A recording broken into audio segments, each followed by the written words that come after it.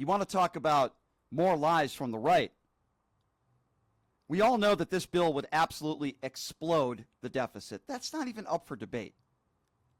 But listen to what Ron Johnson had to say over the weekend about this big, beautiful bill. He is a two-faced phony and a liar. My biggest problem is that we really weren't returning spending to a reasonable pre-pandemic level. But through multiple meetings with the President and his economic advisors, I'm convinced that they are committed to returning to a reasonable pre-pandemic level spending, and I'll be highly involved in a process to achieve and maintain it. So that's at the crux. Ron Johnson is a phony and a liar. And what Ron Johnson is doing is going through his normal response of BS. I would call it nothing more, nothing less than a performative exercise. And he starts complaining about the debt. And now he's claiming that he's had these conversations with Donald Trump and they're committed to some sort of process. What process would that be? Destroying the country? Ron? What you want to talk about one of the biggest brown nosers and two-faced liars, it's absolutely Ron Johnson. Now, Ryan Zinc is another one. Ryan Zinc is a guy that is going to have guaranteed high-quality government-financed health care for the rest of his life. But you see, Ryan is trying to take that away from you. He's trying to defend these budget cuts, which, as we know, again, will be taking millions and millions of people off of the health care that they need. Listen to Ryan Zinc and what he had to say about this. Congressman, you just were talking about how the economy is not doing well, that people are living paycheck to paycheck. They're going through a rough time. Democrats argue that this bill is basically taking from the poor to give tax breaks to the rich. How do Republicans explain this to their constituents? Well, living paycheck to paycheck is on the premise that you're working. But look, if you're an able-bodied male and you choose to sit on the couch and not work and you're getting Medicaid, that's taking benefits from someone else who needs it.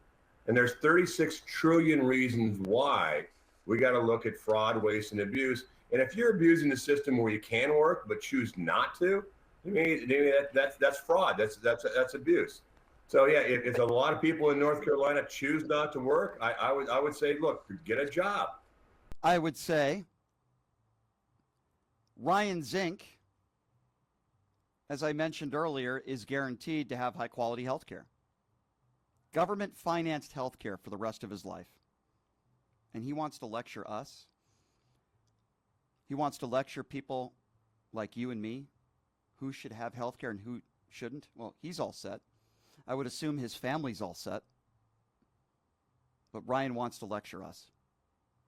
It's usually people with the money and people with the finances and people with the health care that want to lecture people that are struggling, living paycheck to paycheck. Don't you find that interesting?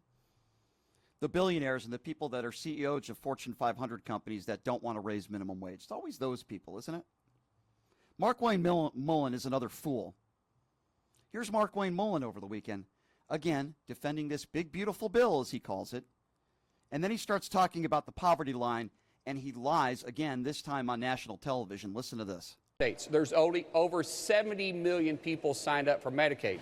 Now, you're going to tell me there's not room to make cuts to actually have it in place, Medicaid in place, for those that it was actually designed for? There's plenty of room there. And as I said, no one likes to lose federal income dollars either, but the different states are taking advantage of it, and we're giving the states till 2032, so we're giving them 7 years to wean themselves off the federal dollar that they're taking advantage of. Now, it doesn't mean that our Medicaid matches still aren't going to be there. That just means that they took advantage of Obamacare and inflated their numbers in Medicaid, that people that are signed up currently in their state should never be there, like able-bodied working individuals that have no dependency, no medical condition, and no reason to work other than they're lazy. And what we're saying is hey, how about you work 20 hours a week? Now, you and I probably work 20 hours over the weekend. Exactly. But let's say you work 20 hours over and by the way, you don't even have to work. You can volunteer if you want to, or you can go to college, but you have to do something to better yourself. Yep, absolutely. All right. Thank you so much, Markwayne.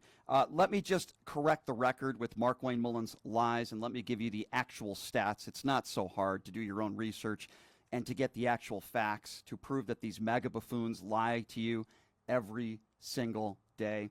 Approximately 18% of Americans live below the poverty line in America. That comes out of about 61 million Americans. About 78 million are enrolled in Medicaid, with some 37 million being kids enrolled in Medicaid and CHIP. Mark Wayne Mullen is a liar and a fraud.